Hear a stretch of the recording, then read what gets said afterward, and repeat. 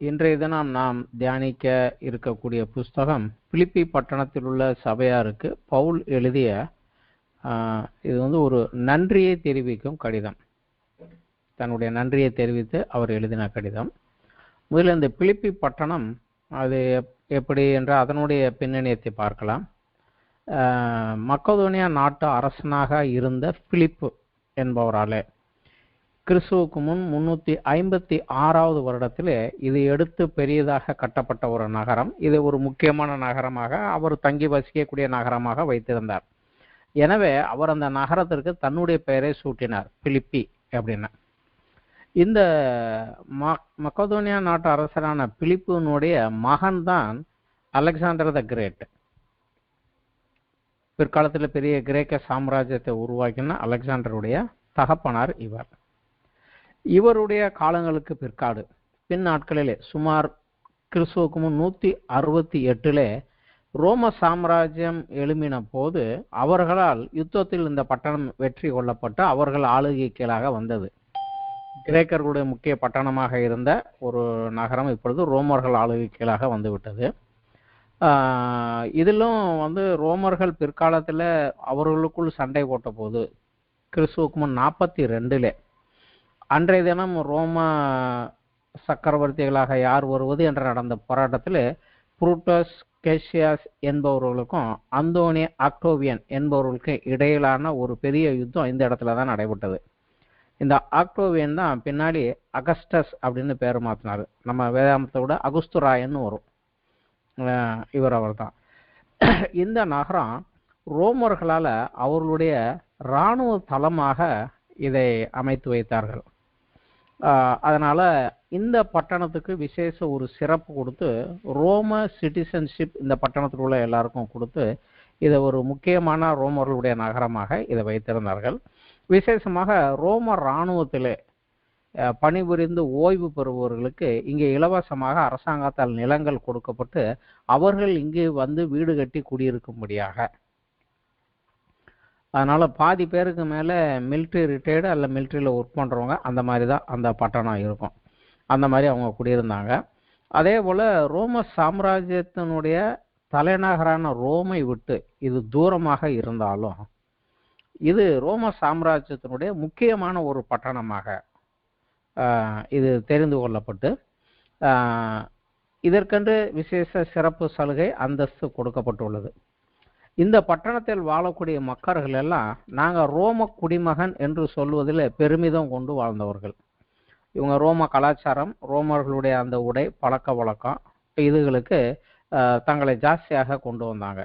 கிரேக்கு பொது மொழியாக இருந்தாலும் கூட லத்தீன் பாஷை பேசுவதில் இங்கே இருக்கிறவங்களுக்கு ஒரு விருப்பம் உண்டு. என்றால் லத்தீன் ரோமனுடைய கவர்மெண்ட் லாங்குவேஜாக இருந்தது, அரசாங்க லாங்குவேஜாக இருந்தது. அவருடைய பாஷை லத்தீன்.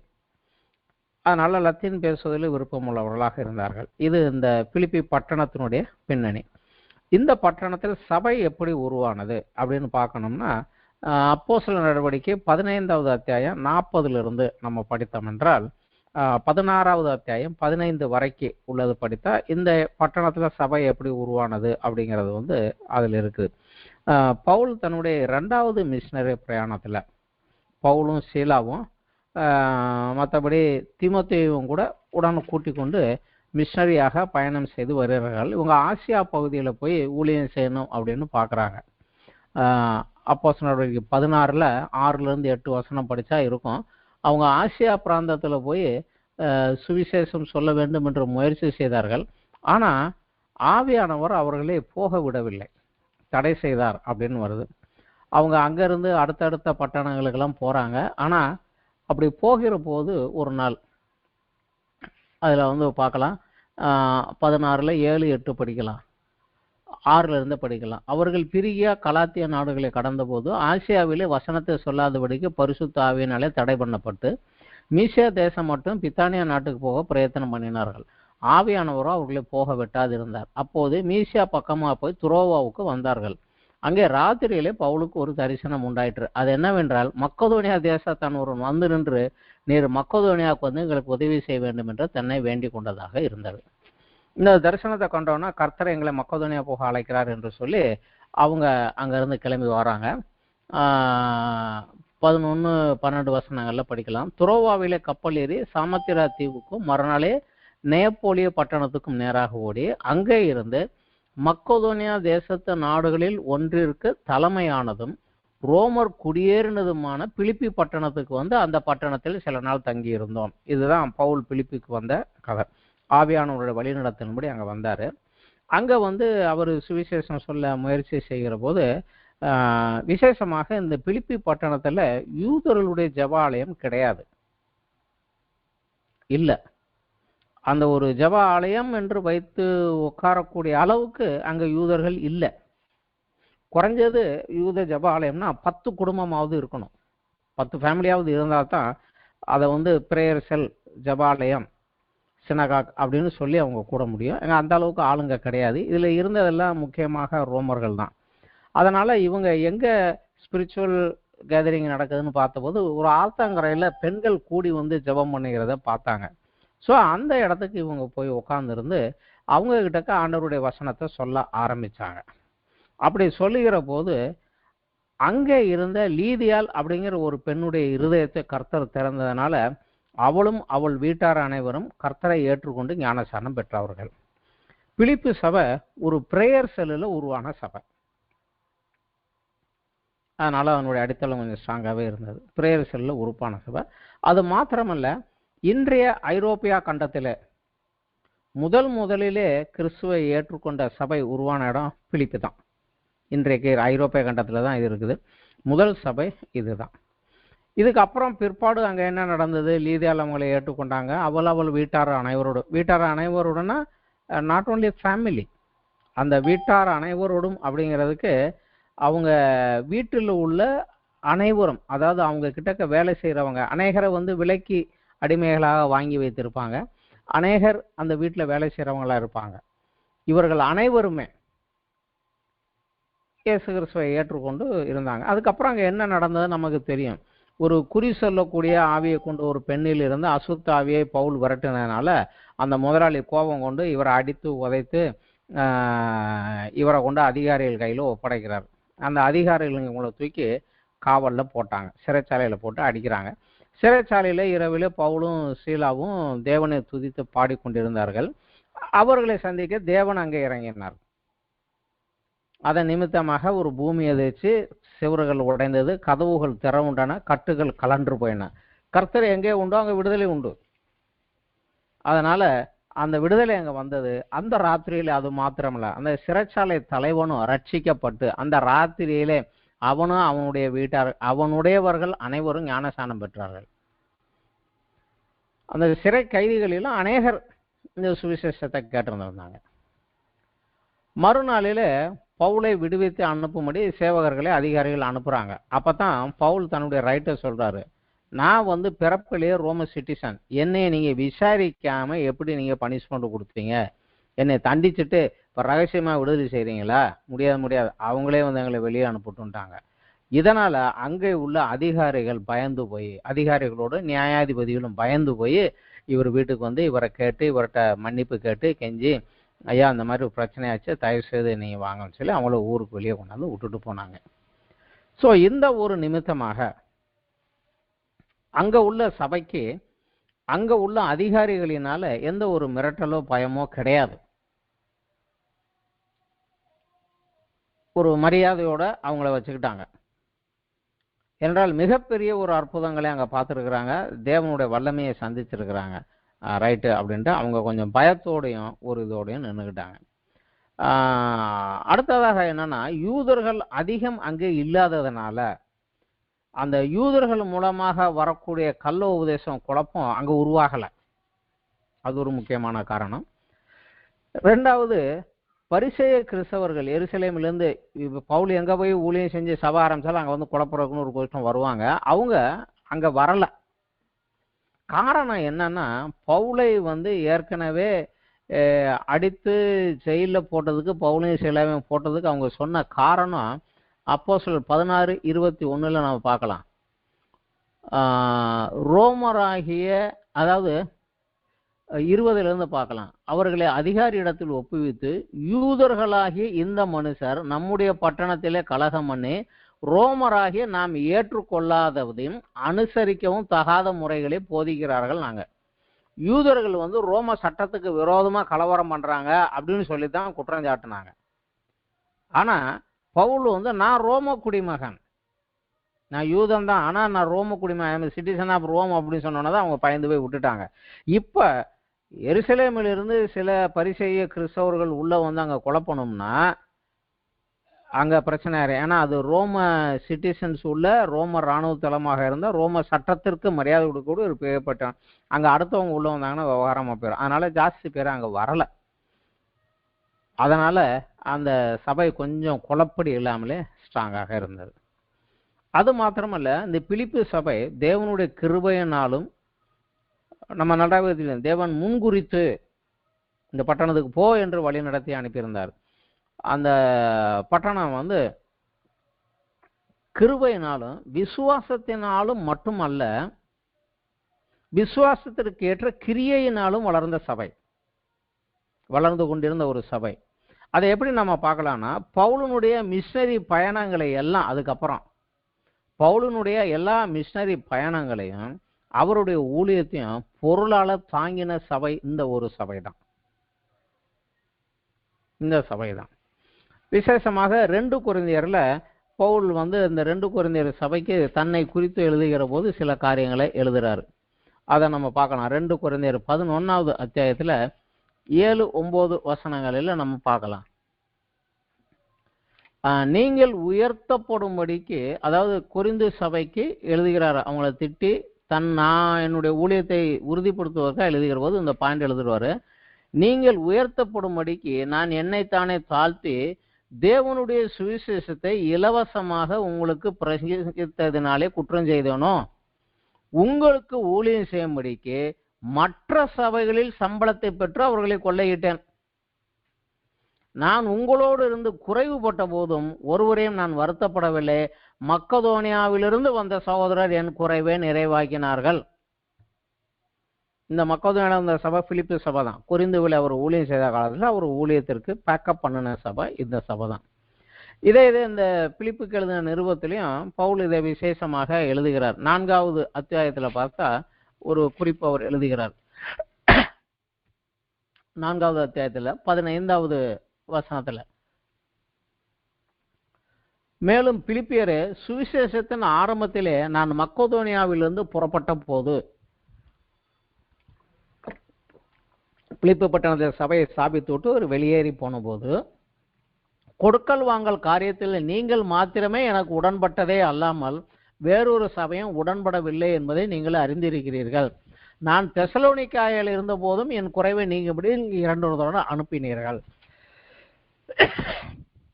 அவர் கொரிந்தில் இருந்த போதும் சப்போர்ட் பண்ணாங்க, தெசலோனிக்காயில ஊழியம் செய்து கொண்டிருந்த போதும் இவர்களுக்கு அனுப்பினார்கள் அப்படிங்கிற அவர் எழுதுறார். இந்த ஒரு சபை தான் என்னுடைய ஊழியத்தை நீங்க தாங்கினீங்க அப்படிங்கிறார். அந்த மாதிரி பவுலினுடைய ஊழியத்தை தன்னுடைய பொருளால் தாங்கின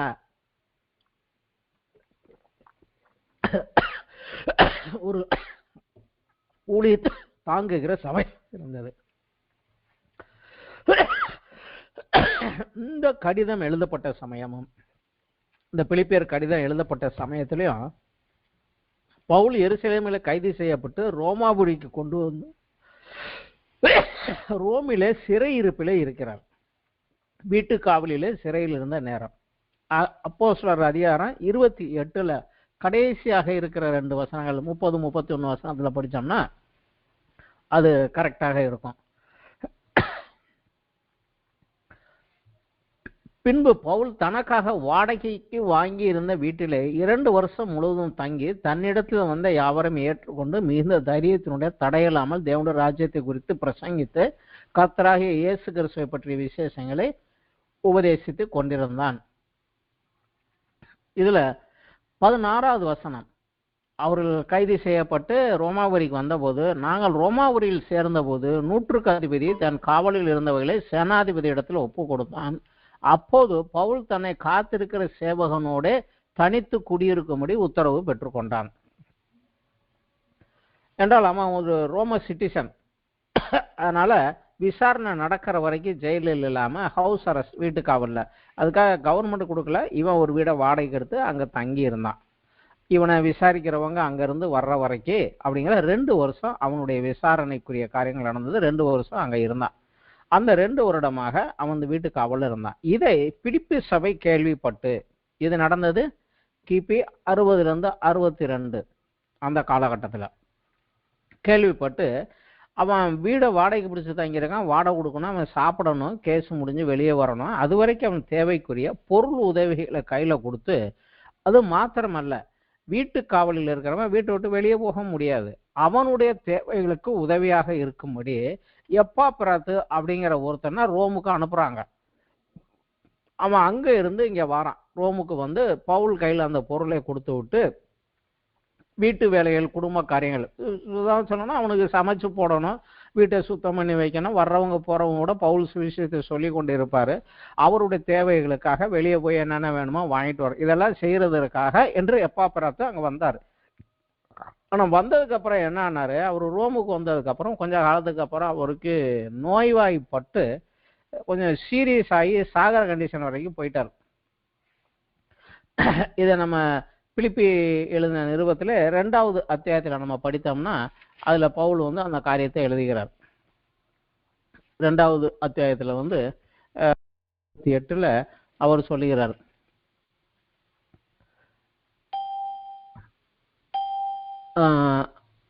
அவன் உங்கள் எல்லார் மேலும் வாஞ்சியுள்ளவனும் தான் வியாதிப்பட்டதை நீங்கள் கேள்விப்பட்டதனாலே மிகவும் வியாகுலப்படுகிறவனுமாய் இருந்தான். அவன் வியாதிப்பட்டு மரணத்திற்கு சமீபமாக இருந்தது மெய்தான். ஆகிலும் தேவன் அவனுக்கு இறங்கினார். அவனுக்கு இறங்கினதும் அல்லாமல் துக்கத்தினால் துக்கம் எனக்கு உண்டாகாதபடி எனக்கும் இறங்கினார். ஸோ இவருக்கு உதவி செய்ய வந்தவன் அங்கே வந்து சீரியஸ் ஆகி போனான், சாகர கண்டிஷனுக்கு போயிட்டான். இப்போ அவன் சுகம் அடைஞ்சிட்டான்.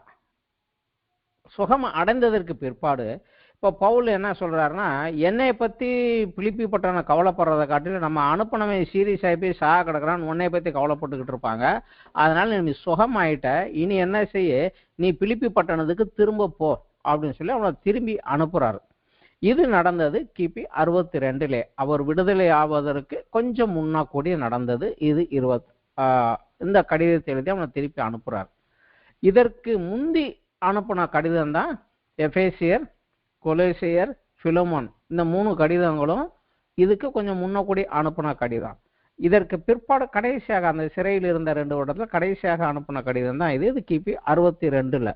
இதுக்கு அந்த எப்பாப்பிராத்துவை அனுப்புகிற போது அவனோடு அந்த சபைக்கு தன்னுடைய நன்றியை தெரிவித்து, சபை ஐக்கியத்திலையும் யூனிட்டியிலையும் கிறிஸ்துவுடனான சந்தோஷத்தின் நிலம் ஜாய் அதுலேயும் வளரும்படி காரணம் என்ன அப்படிங்கிறத சொல்லி அதுக்கு ஆலோசனை கூறி அவங்களுக்கு ஒரு கடிதம் எழுதி அனுப்புகிறார். அவன் எப்பாப்பிராத்து கையிலேயே கொடுத்து அந்த கடிதத்தை அவங்களுக்கு கொடுத்து அனுப்புகிறார். இந்த கடிதம் தான் இன்று நாம் தியானிக்க இருக்கக்கூடிய பிலிப்பி சபைக்கு எழுதின பவுலினுடைய நிருபம்.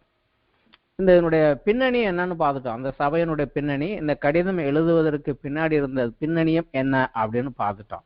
ஆனா இப்போ இந்த நிருபத்துல பவுல் மூலமாக பரிசுத்த ஆவியானவர் பிலிப்பி சபையில, அன்றைக்கு பிலிப்பி சபையில இருந்தவர்களுக்கும் இன்றைக்கும் புற இனத்திலிருந்து ரட்சிக்கப்பட்ட, புற இனம் அப்படின்னா யூதர் அல்லாத அனைவருமே புற இனம்தான். அந்த வேதத்தின் நியூ டெஸ்ட்மென்ட்ல அந்த காலகட்டத்தில் வந்தது யூதர்கள், யூதர் அல்லாதவர்கள் எல்லாருமே புற இனத்தார் தான். இந்த சபை முழுக்க முழுக்க புற இனத்தாராளாக எழுதியிருந்ததுனால அவர்களுக்குரிய காரியத்தை வந்து பவுல் எழுதுகிறார். ஸோ இன்றைக்கும் இது யூதர் அல்லாத மக்களிலிருந்து ரட்சிக்கப்பட்டு வந்த சபைகளுக்கு பரிசுத்த ஆவியானவர் மூலமாக கொடுக்கக்கூடிய செய்தியாக இதை நம்ம பார்க்கலாம். இதுல படிச்சு பார்த்தா ஒரு இடத்துல கூட ஓல்ட் டெஸ்ட்மென்ட் ரெஃபரன்ஸே இருக்காது. ஏன்னா இந்த சபையில யூத மார்க்கத்துல இருந்து வந்தவங்க கிடையாது, எல்லாருமே வெளியிருந்து வந்தவங்க தான். அதனால ஓல்ட் டெஸ்ட்மென்ட் ரெஃபரன்ஸும் ஒன்று கூட இங்கே இருக்காது. இந்த சபைகளுக்கு அவர் என்ன கூறினார் என்பதை கொஞ்சம் சுருக்கமா பார்க்கலாம். இதுல 4 அதிகாரம் உண்டு. இந்த 4 அதிகாரத்திலையும் இயேசு கிறிஸ்துவை மையமாக கொண்டு 4 காரியங்களை பவுல் எழுதுகிறார். 4 அதிகாரத்தில் இயேசு கிறிஸ்துவை மையமாக கொண்டு 4 காரியங்களை அவர் எழுதுகிறார். முதலாவது சாப்டர்ல, ஃபர்ஸ்ட் சாப்டர்ல அவர் எழுதுகிறது கிறிஸ்துவே என் ஜீவன் அப்படிங்கிறத அவர் எழுதுகிறார். 1வது அத்தியாயத்தில் 21வது வசனம், நம்ம எல்லாருக்கும் நன்கு தெரிந்த ஒரு வசனம் தான். கிறிஸ்து எனக்கு ஜீவன், சாவு எனக்கு ஆதாயம். இதை மையப்படுத்தி கிறிஸ்துவே என் ஜீவன் அப்படின்னு எழுதுகிறார். 2வது அத்தியாயத்தில் இப்பொழுது நான் கிறிஸ்தவனாக வாழ்வதற்கு, ஒரு கிறிஸ்துவை ஏற்றுக்கொண்டவன் எப்படி வாழ்வான் என்பதற்கு தாழ்மையாக தன்னை தாழ்த்தி தாழ்மையாக நான் வாழ்வதற்கு கிறிஸ்துவே என்னுடைய மாதிரி. அவர் எப்படி தன்னை தாழ்த்தி வந்தாரோ அப்படியாக நானும் என்னை தாழ்த்தி, அவர் என்னுடைய மாதிரி அப்படிங்கிறாரு. இது 2வது அத்தியாயத்தில் 5லிருந்து 8 வசனங்கள் நமக்கு நன்றாகவே தெரியும். அவர் கிறிஸ்து இயேசுவிலிருந்து சிந்தையே உங்களிலும் இருக்க கடவுது. அவர் தேவனுடைய ரூபமாயிருந்தும் தேவனுக்கு சமமாய் இருப்பதை கொள்ளையாடின பொருளாக எண்ணாமல் தம்மை தாமே வெறுமையாக்கிய அடிமையின் ரூபம் எடுத்து மனுஷர் சாயலானார்.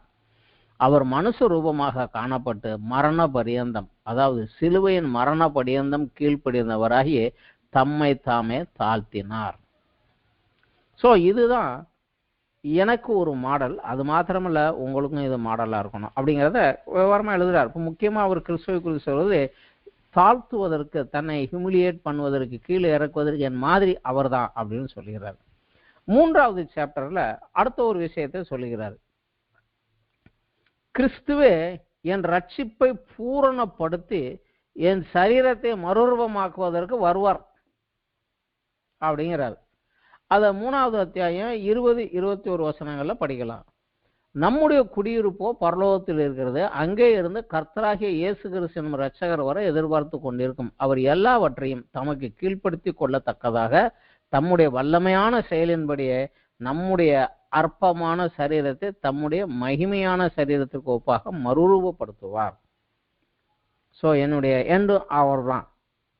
என் ரட்சிப்பை அவர் பூரணப்படுத்துவதற்காக என் சரீரத்தை மறுரூபப்படுத்தி எடுத்துக்கொண்டு விடுவதற்காக வருவார் என் கிறிஸ்து அப்படிங்கிறார். இது 3வது அத்தியாயம். 4வது அத்தியாயத்தில் அடுத்த ஒரு காரியத்தை சொல்லுகிறார். அவர் வருவார் வாஸ்தவம் தான். ஆனால் இன்று பூமியில் வாழக்கூடிய என்னுடைய வாழ்க்கையிலே வாழ்விலும் தாழ்விலும், அது என்ன கண்டிஷன்ல இருந்தாலும் நான் மன ரம்மியமாக மகிழ்ச்சியாகவே இருக்க என்னை பலப்படுத்துகிறவர் கிறிஸ்து தான் அப்படிங்கிறார். இது 4வது அத்தியாயம் 11-12 படித்து 13வது வசனத்தில் சொல்கிறார். என்னை பலப்படுத்துகிற கிறிஸ்துவனாலே எல்லாவற்றையும் செய்ய எனக்கு பலன் உண்டு. அந்த எல்லாவற்றையுங்கிறது என்னங்கிறது மேலே சொல்கிறாரு. நான் எந்த சூழ்நிலை இருந்தாலும் மன ரம்மியமாக இருக்க கற்றுக்கொண்டேன். தாழ்ந்திருக்கவும் தெரியும், வாழ்ந்திருக்கவும் தெரியும், எல்லா இடத்துலையும் எல்லாவற்றாலும் திருப்தியாக இருக்கவும் என்னால் முடியும் அப்படிங்கிறார். இந்த ஒரு 4 காரியங்களிலே கிறிஸ்துவை குறித்து அவர் சொல்லுகிறார். இப்போது இந்த புஸ்தகத்தை இன்னும் கொஞ்சம் விளக்கமாக நம்ம பார்க்கலாம். ஃபர்ஸ்ட் சாப்டரில் முதலாவது அவர் தன்னுடைய தற்போதைய சூழ்நிலையை விளக்கி சொல்லுகிறார்.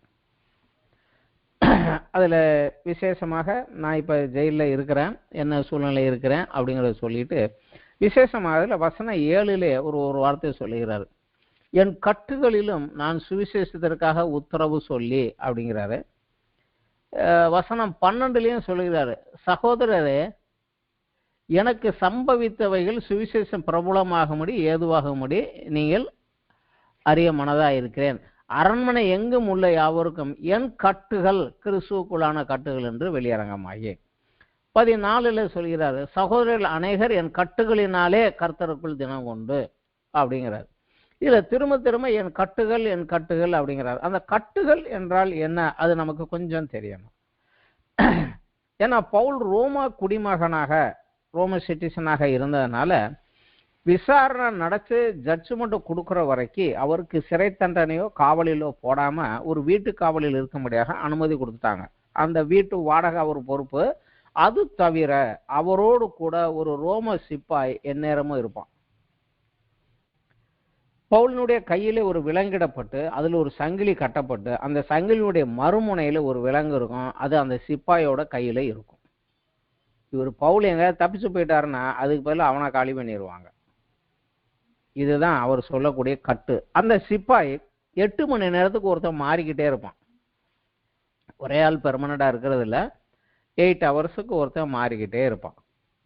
இப்போ அந்த ஒரு சூழ்நிலையில தான் இவர் இணைக்கப்பட்டு இருந்தார். இதுதான் அவர் சொல்லுகிறது, என் கட்டுகளிலும். இதில் விசேஷமாக அவர் என்ன செஞ்சிட்டாரு, இவர் வீட்டுக்கு தேடி வர்றவங்க பார்க்குறவங்க வைக்கிறவங்க மட்டும் கிடையாது, 8 மணி நேரம் இவரை கட்டி போட்டுட்டு பக்கத்துல ஒரு சிப்பாய் இருக்கான் பாருங்க, அவனுக்கு மெதுவாக சுவிசேஷம் சொல்ல ஆரம்பிச்சிட்டாரு. கடைசியில் விளைவு என்ன ஆனது அப்படின்னா, அந்த சிப்பாய்களிலே அநேகர் ரட்சிக்கப்பட்டாங்க. அதை எப்படி பார்க்கலாம்னா, இந்த புஸ்தகத்தினுடைய கடைசி அத்தியாயத்தில் ஒரு வசனம் எழுதுறாரு. 4வது அத்தியாயத்தில் சபைகளுக்கு வாழ்த்து சொல்லி, பிலிப்பி சபைக்கு வாழ்த்து சொல்லுகிறது 21வது வசனம் 22வது வசனத்தை சொல்கிறாரு, பரிசுத்தவான்கள் அனைவருக்கும், விசேஷமாக ராயனுடைய அரண்மனையில் உள்ளவர்களும் உங்களுக்கு வாழ்த்து சொல்கிறார்கள். பிலிப்பி சபைக்கு எழுத்ததில்ல, இங்கே இருக்கக்கூடிய பரிசுத்தவான்களும் விசேஷமாக ராயனுடைய அரண்மனையில் இருக்கிறவங்க, ராயனுடைய அரண்மனையில் இருந்தவங்களாம் இவர் கட்டி வச்சிருந்த சிப்பாய்கள் தான். இதில் நிறைய பேர் கன்வெர்ட் ஆகி போனாங்க.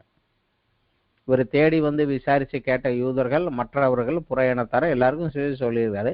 பக்கத்திலே இருந்த சிப்பாய்களும் அதை கேட்டு கேட்டு கேட்டு நிறைய பேர் கன்வெர்ட் ஆனாங்க. இந்த ஒரு சூழ்நிலையை அவர் அதற்கு உருவாக்கிக்கிட்டார். அடுத்தபடியாக இந்த சுவிசேஷ ஊழியத்தின் நிமித்தமாக வசனம் 3 1வது அத்தியாயம் வசனம் 3 ஒரு காரியத்தை சொல்கிறாரு.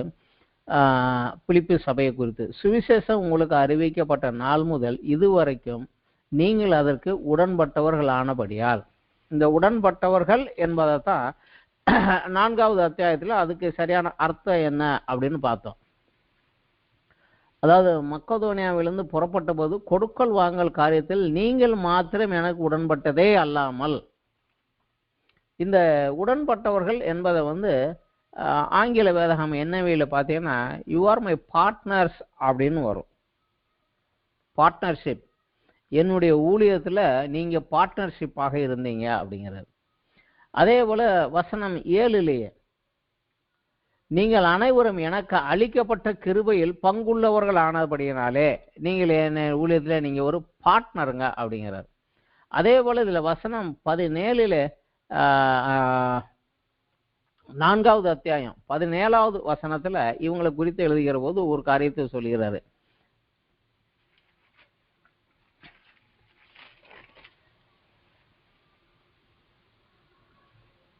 நான் தெசலோனிக்காயில் இருந்தபோது என் குறைச்சல் நீங்கள் நீங்கும்படி நீங்கள் 2 தடவை அனுப்பினீர்கள். உபகாரத்தை நான் நாடாமல் உங்கள் கணக்குக்கு பலன் பெருகுவதையே நாடுகிறேன்.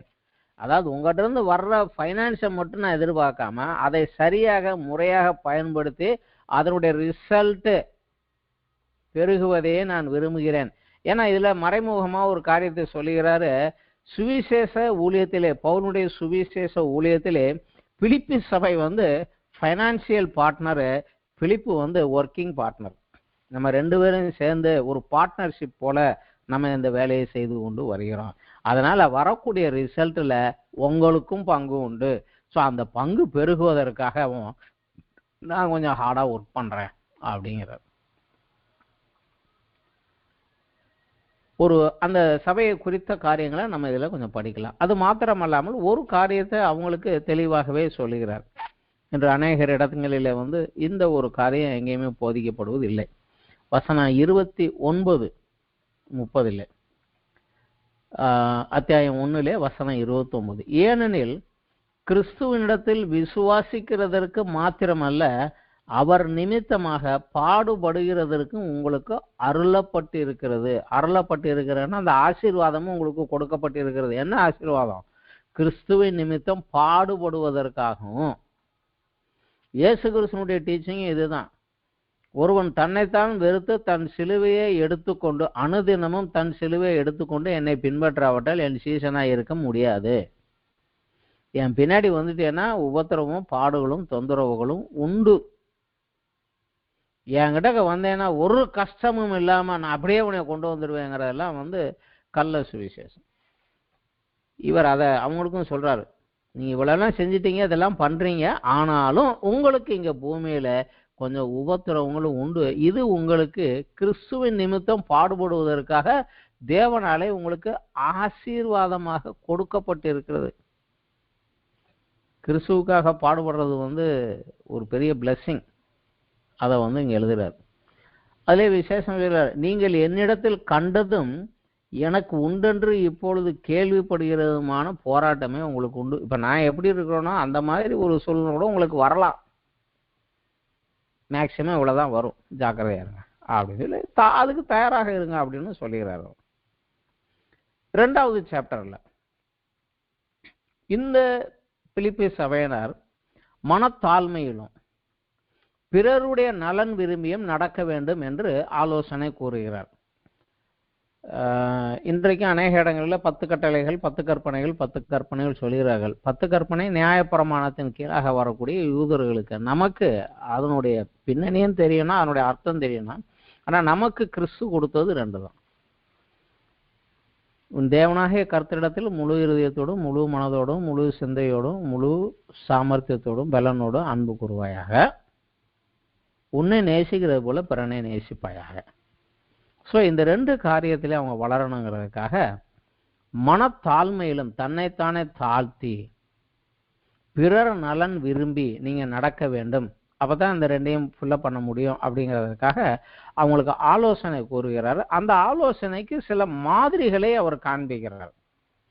இந்த பாருங்க, இவங்கெல்லாம் இப்படி இருந்தாங்க பாருங்க, அது போல இருங்க அப்படிங்கிறாரு. அதற்கு முதல் மாதிரியாக அவர் கூட்டுவது கிறிஸ்துவனுடைய தாழ்மையையே. கிறிஸ்து பாருங்க, அவர் எப்பேற்பட்டவர், தேவனுக்கு சமமா இருந்தும் தேவனுடைய ரூபமா இருந்தும் தம்மை தாமே வெறுமையாக்கி, வெறும் மனுஷ ரூபமாக கிடையாது, அடிமையின் ரூபம் எடுத்து. அவர் பூமியில வந்து பிறந்த போது பணக்காரன் வீட்லயோ ராஜா வீட்லயோ பிறக்கல. அன்றாடம் காட்சி அனுதினம் வேலை செஞ்சாதான் சாப்பிடுவோங்கிற வீட்டுல தான் வந்து பிறந்தாரு. அடிமையின் ரூபம் எடுத்து மனுஷர் சாயலானார். மனுஷ ரூபமாக காணப்பட்டு மரண பரியந்தம், அதாவது சிலுவையின் மரண பரியந்தம் கீழ்ப்படிந்தவராகி தம்மை தாமே தாழ்த்தினார். 33 வருடங்கள் தேவனுக்கு கீழ்ப்படிந்தவராக உலகத்திலே அவர் செய்யாத தவறுக்குரிய பாடுகளை எல்லாம் அனுபவித்து கொண்டே சிலுவையில பூரணப்படுத்தினார். அவர் எப்படி தம்மை தாமே தாழ்த்தினார்? ஏனென்றால் நம்மை நேசிப்பதினாலே. நீங்களும் அப்படியே நடங்க அப்படிதான் சொல்லுகிறார். அவன் தனக்கானவைகள் அல்ல பிறருக்கானவை நோக்குவானாக, கிறிஸ்து இயேசுவிலிருந்து சிந்தையே உங்களிலும் இருக்க கடவுது என்று சொல்லி இந்த மனத்தாழ்மைக்கு கிறிஸ்துவனுடைய இந்த தாழ்மையை உதாரணமாக சொல்லுகிறார். இதை சொல்லிட்டு அப்படியே கண்டினியூவாகவே தன்னையும், நான் எப்படியெல்லாம் நடந்தேன் பாருங்க, தீமோத்தேயுவையும் அவன் எப்படியெல்லாம் நடந்தான் பாருங்க, எப்போ பிரார்த்தித்துவையும் அவங்க அனுப்பிச்சு வச்ச அந்த எப்போ பிரார்த்தித்து அவன் எப்படியாகலாம் நடந்தான் பாருங்க. ஸோ கடவுளை மாத்திரம் காமிக்காம தன்னையும் தன் கூட இருந்த 2 ஊழியக்காரர்களையும் பிலிப்பி சபையிலிருந்து வந்த அந்த ஊழியக்காரனும் அவனுடைய மாதிரியையும் காண்பித்து இவங்களெல்லாம் தங்களை தாழ்த்தி பிறர் நலனுக்காக தங்களுடைய வாழ்க்கையை ஒப்பு கொடுத்தவங்க. ஸோ இந்த இதையும் பாருங்க, இந்த மாதிரியின்படி நடங்க அப்படிங்கிறத வசனம் 14 30 வரைக்கும் அவர் விளக்கமாக எழுதுகிறார். இதுக்கு காரணம் என்னங்கிறத இந்த 2க்கும் நடுவுல ஒரு வார்த்தை சொல்லுகிறார். வசனம் 12 13 அது வருகிறது. காரணம் என்னவென்றால், ஆதலால் எனக்கு பிரியமானவர்களே, நீங்கள் எப்பொழுதும் கீழ்ப்படுகிறபடியே நான் உங்களுக்கு சமீபமாய் இருக்கும் போது மாத்திரமல்ல, நான் தூரமாய் இருக்கிற இப்பொழுதும் அதிக பயத்தோடும் நடுக்கத்தோடும் உங்கள் ரட்சிப்பு நிறைவேற பிரயாசப்படுங்கள். ரட்சிப்பிலே 3 படிகள் உண்டு. 1 முடிந்து விட்டது. அதை கிறிஸ்து நமக்காக சிலுவையிலே செய்து முடித்து இலவசமாக கொடுத்துட்டாரு. கிருபையினாலே விசுவாசத்தை கொண்டு பெற்றுக்கொண்டோம். என் ஆவியிலே பாவத்தின் தண்டையிலிருந்து நான் ரட்சிக்கப்பட்டுட்டேன். ஆனா அந்த ரட்சிப்பு நிறைவேற நான் பிரயாசப்பட வேண்டும். அதுக்கு கிறிஸ்துவின் பிரமாணத்துக்கு கீழ் கிறிஸ்துவின் கர்த்தராக ஏற்றுக்கொண்டு அவர் சொன்னதை கேட்டு நடக்கணும். அதைத்தான் தாழ்மையாகி உங்களை போல பிறருக்கானதையும் நோக்கி நீங்க அதுல வளர்ந்து வந்தீங்கன்னா தான் அதுல வருவீங்க. இப்படி நீங்க வளர்ந்தா தான் உங்கள் ரட்சிப்பு நிறைவேற முடியும். இது நிகழ்கால ரட்சிப்பு. கிறிஸ்து சிலுவையிலே முடித்தது கடந்த காலம். இப்ப நிகழ்கால ரட்சிப்பு. இதுக்குள்ள நீங்க வருவதற்கு நீங்க தான் பிரயாசப்பட வேண்டும் அப்படிங்கிறதும் தெளிவாது. ஏனெனில் தேவனே தம்முடைய தயவுள்ள சித்தத்தின்படி விருப்பத்தையும் செய்கையையும் உங்களிலே உண்டாக்குகிறவராய் இருக்கிறார். இதுல நீங்க வளர்ந்து வாங்க. இதுதான் 2வது சாப்டருடைய முக்கியமானது. இப்ப 3வது சாப்டருக்கு வராரு. 3வது சாப்டருக்கு வருகிற போது ஆரம்பத்துல கள்ள உபதேசங்களை குறித்து ஒரு எச்சரிக்கை, இன்னும் யாரும் வரல, ஆனாலும் நாளை பின்னைக்கு வந்துருவான், ஜாக்கிரதை ஆயிரு அப்படிங்கிறது அந்த கள்ள ஊழியர்களை குறித்து ஒரு எச்சரிக்கை வசனம் 1-3 வரைக்கும் கொடுக்கிறார். மேலும் என் சகோதரரை கர்த்தருக்குள் சந்தோஷப்படுங்கள், எழுதினவைகளே எழுதுவது எனக்கு வருத்தம் அல்ல, அது உங்களுக்கு நலமாயிரும். நாய்களுக்கு எச்சரிக்கையா இருங்கள், பொல்லாத வேலையாட்களுக்கு எச்சரிக்கையா இருங்கள், சுண்ணத்துக்காரருக்கு, சுண்ணத்துங்கிறது விருத்த சேதனம் பெற்ற பரிசேய கிறிஸ்தவர்களுக்கு எச்சரிக்கையா இருங்கள். ஏனெனில் மாம்சத்தின் மேல் நம்பிக்கை ஏறாமல் ஆவியினாலே தேவனுக்கு ஆராதனை செய்து கிறிஸ்து இயேசுக்குள்ளாக மேன்மை பாராட்டுகிற நாமே விருத்த சேதனம் உள்ளவர்கள். என்னுடைய பழைய சுபாவத்தை, பழைய பாவத்தை நான் வெட்டி தூக்கி எறிந்தேன்ல, இதுதான் ஆவிக்குரிய விருத்த சேதனம். நம்ம தான் மேலானவங்க, சரீரத்தின்படி அவன் வெட்டி போட்டுட்டு இன்னும் அவன் அந்த சத்தியத்துக்குள் வளராம இருக்கிறனால அவன் அல்ல, மாம்சத்தின்படி அல்ல, ஆவியின்படி நாமே விருத்த சேதனம் பெற்றவர்கள். இதுல நீங்க தொடர்ந்து வளர்ந்துவாங்க. இந்த கள்ள ஊழியர்கள் இதெல்லாம் குழப்புவாங்க, ஜாக்கிரதையாக இருங்க அப்படிங்கிறாரு. அதே இதுல 3வது அத்தியாயத்துல வசனம் 18-19 வரைக்கும் அவர்களை குறித்து இன்னொரு ஹின்ஸும் கொடுக்கிறாரு. ஏனெனில் அநேகர் வேறு விதமாய் நடக்கிறார்கள், அவர்கள் கிறிஸ்துவின் சிலுவைக்கு பகைஞர் என்று உங்களுக்கு அநேகந்தரம் சொன்னேன், இப்பொழுது கண்ணீரோடும் சொல்லுகிறேன். பாடு கஷ்டம் ஒன்றும் கிடையாது, ஈஸியாக சுகமா மேலே போயிடலான்னு சொல்லி ஏமாத்துவாங்க, நம்பாதீங்கிறார். அவர்களுடைய முடிவு அழிவு, அவர்களுடைய தேவன் வயிறு, அவர்களுடைய மகிமை, அவர்களுடைய லட்சிய, அவர்கள் பூமிக்கு அடுத்தவைகளையே சிந்திக்கிறார்கள். பூமிக்குரிய காரியத்தையே சொல்லி சொல்லி சொல்லி சொல்லி இதையே அவங்க சிந்திக்கிறாங்க, பூமிக்குரிய ஆசீர்வாதத்தையே சொல்லிக்கிட்டு இருப்பாங்க, ஜாக்கிரதையாக இருங்க அப்படின்னு சொல்லி அவங்களை குறித்து ஒரு ஹின்ஸ் கொடுத்துட்டாரு. இப்ப தன்னை பற்றி விளக்குகிறார். நான் எப்படி இருக்கிறேன், அவர்களை அதை காட்டிலும் மாம்சத்தின்படி பார்த்தா நான் அவர்களுக்கு ஒன்றும் குறைஞ்சவன் இல்லை. 4வது வசனத்தை சொல்லுகிறார், மாம்சத்தின் நம்பிக்கை வைக்கலாம், நானும் வைக்கலாம். 8ஆம் நாளில் விருத்த சேதனம் அடைந்தவன், இஸ்ரவேல் வம்சத்தான், பென்னியமின் கோத்திரத்தான், எபிரேயரில் பிறந்த எபிரேயன், நியாய பிரமாணத்தின்படி பரிசேயன், பக்தி வைராக்கியத்தின்படி சபையை துன்பப்படுத்தினேன், நியாய பிரமாணத்திற்குரிய நீதியின்படி குற்றம் சாட்டப்படாதவன், ஆகிலும் எனக்கு லாபமாயிருந்தவைகள் எவைகள் அவைகள் கிறிஸ்துவுக்கென்று நஷ்டமாக எண்ணினேன். காரணம் என்ன அப்படின்னா வசனம் 9 அதை சொல்லுகிறார். கிறிஸ்துவை பற்றும் விசுவாசத்தினால் வருகிறதும் விசுவாசம் மூலமாய் தேவனால் உண்டாயிருக்கிறதுமான நீதியை நான் உடையவனாக இருக்க வேண்டும். அந்த நீதி எதற்காக எனக்கு வேண்டும் என்றால், எப்படி ஆகிலும் நான் மரித்தோரிலிருந்து உயிரோடு எழுந்திருப்பதற்கு தகுதியாகும்படிக்கு 10வது வசனத்துல முடிக்கிறார். எப்படி ஆகிலும் இயேசு கிறிஸ்து வருகிற போது நான் மரித்தோரிலிருந்து உயிரோடு இருந்து அவரோடு போவதற்கு நான் என்னை வச்சுக்கணும். இதுக்காக என்னுடைய சுயநீதி, என் உலக பிரகாரமான பெருமை எருமை இது எல்லாத்தையும் தூக்கிப்பட்டதெல்லாம் எனக்கு குப்பை. கிறிஸ்துவை விசுவாசிக்கிறதுனால இயேசு கிறிஸ்துவின் மூலமாக வருகிற நீதியும், அவரை விசுவாசித்ததுனால தேவன் என்னை நீதிமான் என்று கருதுகிறார், அந்த நீதியும் உடையவனாயிருந்து அதற்கு ஏற்ற கிரியை செய்து, அதனால தான் சொல்லுகிறாரு 14வது வசனத்துல, கிறிஸ்து இயேசுக்குள் தேவன் அழைத்த பரம அழைப்பன் பந்தய பொருளுக்காக இலக்கை நோக்கி தொடர்கிறேன், நீங்களும் அப்படியே செய்யுங்க அப்படிங்கிறாரு வசனம் 17. ஏனென்றால் இதுதான் வருங்கால ரட்சிப்பு. இப்படி தொடர்ந்து போய்கொண்டே இருக்கிற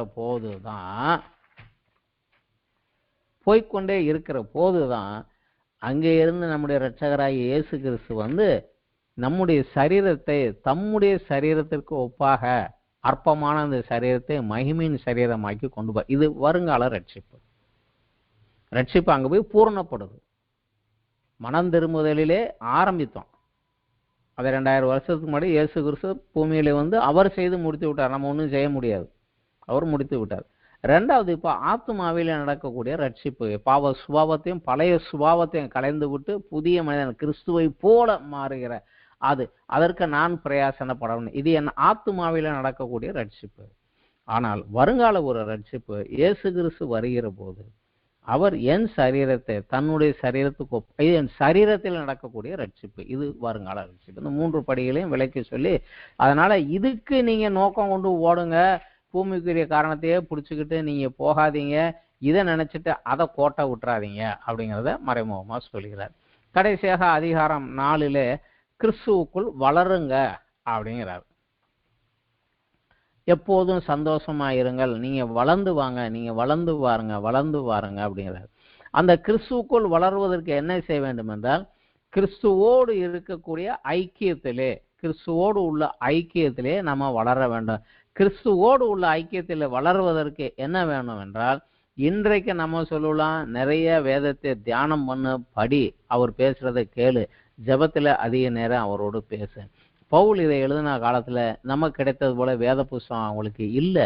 அதனாலதான் இவர் சத்தியத்தை அவங்களுக்கு சொல்லிவிட்டு இப்படியெல்லாம் நடங்கன்னு விளக்கம் சொல்லிவிட்டு, இப்ப நீங்க கிறிஸ்துவோடு இணைந்திருப்பதற்கு என்ன செய்யணுங்கிறத 6வது வசனத்துல சொல்லுகிறார். நீங்கள் ஒன்றுக்கும் கவலைப்படாமல் எல்லாவற்றையும் குறித்து உங்கள் விண்ணப்பங்களை ஸ்தோத்திரத்தோடு கூடிய ஜெபத்தினாலும் வேண்டுதலினாலும் தேவனுக்கு தெரியப்படுத்துங்கள். ஜெபத்துல நீங்க நேரம் செலவு பண்ணுங்க, அவரோடு பேசுறதுல அவர் கொடுத்ததுக்கு நன்றி சொல்லுங்க, உன்னுடைய தேவைகளை கொள்ளுங்க, பிறருக்காக ஜெபம் பண்ணுங்க.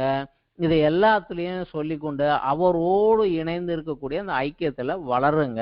இப்படி வளர்ந்தா என்ன நடக்கும்? தேவ சமாதானம் உங்கள் இருதயத்தையும் சிந்தைகளையும் கிறிஸ்து இயேசுவுக்கு உள்ளாக காத்து கொள்ளும் அப்படிங்கிறார். சொல்லிட்டு அடுத்ததாக ஒரு காரியத்தை, ஒரு ஆலோசனை சொல்லுகிறார். கடைசியாக என்று அந்த ஆலோசனை சொல்லுகிறார். 8வது வசனத்தை சொல்லுகிறார். கடைசியாக உங்களுடைய மனதிலே சிந்தனை எப்படி இருக்க வேண்டும்? கடைசியாக சகோதரரே, உண்மை உள்ளவை இளவைகளோ, ஒழுக்கம் உள்ளவை இளவைகளோ, நீதி உள்ளவை இளவைகளோ, கற்புள்ளவை இளவைகளோ, அன்புள்ளவை இளவைகளோ, நற்கிருத்தி உள்ளவை இளவைகளோ, புண்ணியம் எதுவோ புகழ் எதுவோ அவைகளையே சிந்தித்து கொண்டிருங்கள். அது மாத்திரமல்ல, நீங்கள் என்னிடத்தில் கற்றும் அடைந்தும் கேட்டும் கண்டும் இருக்கிறவைகளோ அவைகளையே செய்யுங்கள். இதையே சிந்தியுங்கள், இதையே செய்யுங்கள். அதன் விளைவு என்னவாகும்? சமாதானத்தின் தேவன் உங்களோடு உடன் இருப்பார். இந்த சிந்தனை மிக முக்கியமான ஒரு காரியம். ரோமர் 1வது அத்தியாயத்துல 21வது வசனம் படிச்சு பார்த்தீங்கன்னா, அந்த புற இனத்தாராகிய மக்களுடைய தவறு என்ன அப்படின்னு எழுதுற போது பவுல் எழுதுவாரு, அவர்கள் தேவனை அறிந்தும் தேவன் என்று அவரை கௌரவப்படுத்தாமல் மகிமைப்படுத்தாமல் தங்கள் சிந்தனையிலே வீணர் ஆனார்கள் அப்படிம்பார். சிந்தனையிலே வீணர் ஆனார்கள் அப்படிம்பார். அதற்கப்புறம் அவர் அதே இதுலேயே திரும்ப ஒரு காரியத்தை சொல்லுவார். அவர் ரோமர் 1வது அத்தியாயத்தில் ரோமர் படித்த போது நம்ம அதை படித்தோம். 1வது அத்தியாயம் 28வது வசனம், தேவனை அறியும் அறிவை பற்றி கொண்டிருக்க அவர்களுக்கு மனதில்லாதிருந்தபடியால் தகாதவைகளை செய்யும்படி தேவன் அவர்களை கேடான சிந்தைக்கு ஒப்பு கொடுத்தார். நீங்க தேவனை அறியும் அறிவை பற்றி கொண்டு, இந்த பிலிப்பியர்ல சொன்னபடி உண்மை உள்ளவைகள், ஒழுக்கம் உள்ளவைகள், நீதி உள்ளவைகள், கற்புள்ளவைகள், அன்புள்ளவைகள், நற்கிருத்தி, புண்ணியம், புகழ் இவைகளே சிந்தித்து கொண்டிராம, தேவனை மகிமைப்படுத்தாம, தேவனோடு உள்ள ஐக்கியத்தை விட்டு தேவனை மகிமைப்படுத்தாமல் அவரை பற்றும் அறிவை பற்றி கொண்டிருக்க அவங்களுக்கு மனது இல்லாது இருந்ததுனால கேடான சிந்தனை வருவதற்கு தேவன் ஒப்பு. அந்த கேடான சிந்தனை என்ன அப்படிங்கிறது நீங்க 29ல இருந்து 31 வரைக்கும் படிக்கலாம். ரோமர் 1ல சகலவித அநியாயத்திலும் வேசித்தனத்தும் துரோகத்திலும் பொருளாசையிலும் குரோதத்திலும் நிறையப்பட்டு பொறாமையிலும் கொலையிலும் வாக்குவாதத்திலும் அப்படியே ஒரு லிஸ்ட், பெரிய லிஸ்ட் கொடுக்குறாரு. இதெல்லாம் சொல்லிட்டு இவைகளெல்லாம் செய்கிறவன் பரலோக ராஜ்யத்தை சுதந்திரிப்பது இல்லை அப்படின்னு முடிச்சிட்டார். சிந்தனையில் தான் எல்லா கோளாறும் வருது. ஆத்மாவில் நம்ம ரட்சிப்பு நிறைவேறாமல் தகராறு பண்ணுவது நம்முடைய சிந்தனையிலே இருக்கிறது. அதனால இதை சிந்தியுங்கள் அப்படின்னு சொல்லி முடிக்கிறார். இதை முடிச்சு விட்டுட்டு அடுத்ததாக தன்னை குறித்து சொல்லுகிறார். இதுலதான் ஒரு முக்கியமான ஒரு காரியத்தை சொல்லுகிறார். வசனம் 13ல, என்னை பலப்படுத்துகிற கிறிஸ்துவினால எல்லாவற்றையும் செய்ய எனக்கு பலன் உண்டு. அந்த எல்லாவற்றையும் என்ன? 12வது வசனத்தை சொல்லுகிறார். தாழ்ந்து இருக்கவும் வாழ்ந்து இருக்கவும், திருப்தியாய் இருக்கவும் பட்டினியாய் இருக்கவும், பரிபூரணப்படவும் குறைவுபடவும். 11 சொல்கிறாரு, எந்த நிலைமையிலும் மன ரம்மியமாக மகிழ்ச்சியாக இருக்க நான் கற்றுக்கொண்டேன். காரணம், என்னை பலப்படுத்துகிற கிறிஸ்து என்னோட உடன் இருப்பதனால. பூமிக்குரிய காரியங்கள் எதுவா இருந்தாலும், எந்த கண்டிஷன்ல இருந்தாலும், நான் அதுக்காக வருத்தமும் கவலையும் பட்டுக்கொண்டே இராம கிறிஸ்து என்னோடு இருப்பதனால நான் சந்தோஷமா மகிழ்ச்சியோடு அவரோடு உள்ள ஐக்கியத்துல நான் வளர்ந்து கொண்டே வருகிறேன் அப்படிங்கிறது. இதெல்லாம் சொல்லி முடிச்சுட்டு கடைசியாக வசனம் 10, அப்புறம் 14, 18, 14 18 வரைக்கும் தனக்கு அவர்கள் கொடுத்த பொருள் உதவிக்காக நன்றிகளை தெரிவிக்கிறார். என்னுடைய ஊழியத்தின் காரியங்களை என்னை நீங்க தாங்கினீங்க, என்னை சப்போர்ட் பண்ணீங்க, அதற்காக உங்களுக்கு தன் நன்றியை தெரிவித்து கொண்டு இதன் விளைவாக தேவன் உங்களுக்கு அருளும் ஆசீர்வாதம் என்ன அப்படிங்கிறத வசனம் 19 சொல்லுகிறார். என் தேவன் தம்முடைய ஐஸ்வர்யத்தின்படி உங்கள் குறைவை எல்லாம் கிறிஸ்து இயேசுவுக்குள் மகிமையிலே நிறைவாக்குவார். இந்த ஒரு ஆசீர்வாதம் எல்லாருக்கும் வேணும். ஆனா அதுக்கு என்ன செய்யணுமோ அதை செய்யணும். பிலிப்பி சபை அதை செஞ்சது, அந்த ஆசீர்வாதத்தை வாங்குச்சு. அந்த ஆசீர்வாதம் வேணும்னா பிலிப்பி சபையை போல செயல்படுகிறவர்களாக இருக்க வேண்டும். கடைசியாக அந்த சபையாருக்கு ஒரு வாழ்த்து சொல்கிறார். 21 23 வரைக்கும் அந்த சபையாரை வாழ்த்து சொல்லி கிறிஸ்துவனுடைய கிருபை உங்களோடு இருப்பதாக ஆமேன் அப்படின்னு முடிக்கிறார். இது உண்மையிலே ஒரு நன்றி அறிவிக்கும் கடிதம். அதுல மறைமுகமாக இந்த வளருவதற்காக, வருங்கால ரட்சிப்பை பெற்றுக்கொள்வதற்காக என்ன செய்யணும், என்ன பண்ணணும் கூடிய ஒரு ஆலோசனைகளோடு சொன்னார். இது முக்கியமாக புற இனத்திலிருந்து கிறிஸ்துவை ஏற்றுக்கொண்டு வருகிறவர்களுக்கு மிகவும் உதவியா இருக்கு. அதனாலதான் இதுல ஓல்ட் டெஸ்டமென்ட்ல அந்த நியாயப்பிரமாணத்தில் இருக்குது, இந்த தீர்க்க தரிசனத்தில் இருக்குது, இதெல்லாம் ஒண்ணுமே எழுதல. ஏனென்றால் இங்கே யூத மார்க்கத்திலிருந்து வந்தவர்கள் இங்கே இல்ல ரோம குடிமகனாக இருந்து வளர்ந்த ஒரு சபை இது. அதனால அந்த சபைக்கு அவர் எழுதின அந்த கடிதம். இன்றைக்கும் இதை நம்ம திரும்ப படிக்கிறது மெதுவாக நிதானமாக நம்ம படிச்சுட்டு வருகிற போது கிறிஸ்துவனுடைய குரலையும் ஆவியானவருடைய வழிநடத்தில் நம்ம அறிய முடியலாம். இந்த பைபிள் ஸ்டடி லெசன்ஸ் எல்லாமே அந்த சபையினுடைய பின்னணியத்தையும் விளக்கத்தையும் தான் நம்ம சொல்றோம். இதை தெரிந்து கொண்டு இந்த அர்த்தத்தை வைத்துக்கொண்டு இந்த புஸ்தகத்தை நீங்க தனியாக உட்கார்ந்து தியானிக்கிற போதுதான் தேவன் உங்களோடு அதற்குள்ள இருந்து உங்களுக்கு சொல்ல வேண்டிய காரியத்தை சொல்லுவார். அதுல நம்ம வளர வேண்டியது அவசியம். இது சப்ஸ்டிடியூட் தான், விளக்கமும் வெளிச்சம் கொடுக்கும். இதை வைத்துக்கொண்டு நீங்கள் படிக்கிற போதுதான் தேவன் உங்களுக்குரியதை உங்களுக்கு உள்ள இருந்து எடுத்து கொடுப்பார். அதுல வளரணும். இதை மாத்திரம் கேட்கறதுனால ஒரு அளவுக்கு தான் வரலாம். பட் அது அவர் உங்களுக்கு சொல்லுவது தான் முக்கியம். அதுல வளர வேண்டும் என்று விரும்புகிறேன். 4 சாப்டர் தான், நிதானமா வாசிக்கலாம் ஒவ்வொரு காரியத்தையும். இப்ப இதனோட பின்னணியம் என்ன, அதனுடைய விளக்கம் என்ன சொல்லிட்டேன். இந்த விளக்கத்தை வைத்துக்கொண்டு அதை படிக்கிற போது தேவன் உங்களுக்கு அநேக காரியங்களை வெளிப்படுத்துவார். ஆவிக்குரிய ஆசீர்வாதத்திலே உன்னதத்தின் ஆசீர்வாதங்களில் வளருவோம். கிட்டத்தட்ட எபேசியர் சபைக்கு எழுதின கடிதம், கொலேசியருக்கு எழுதின கடிதம், பிலமோன் அவருக்கு எழுதின கடிதம், இந்த பிலிப்பி சபைக்கு எழுதின கடிதம், இதெல்லாம் ஒரே சூழ்நிலை. அவர் சிறையிருப்பில் இருந்தபோது எழுதினது. இந்த 4மே அவர் ஊழியம் செய்த சபைகளுக்கு கடைசியாக கொடுத்த ஆலோசனைகள் கூறி எழுது. அதனால எபேசியரையும் படிச்சுட்டு பிலிப்பியரும் படிக்கிற போது இன்னும் கொஞ்சம் நன்றாக விளங்கும். அதுல இருக்கிற சத்தியங்கள், இதுல இருக்கிற சத்தியங்கள், அடுத்து கொலேசியருக்கு கொடுக்கிற போது அவர் சொல்லுகிறது, இதெல்லாம் இணைத்து படிக்கிற போது நமக்கு இன்னும் கொஞ்சம் நன்றாக ஒரு விளக்கங்கள் கிடைக்கும். பிலிப்பியர் சபைக்குரிய இந்த பாடம் இத்தோடு முடிவு பெறுகிறது. நன்றி, வணக்கம்.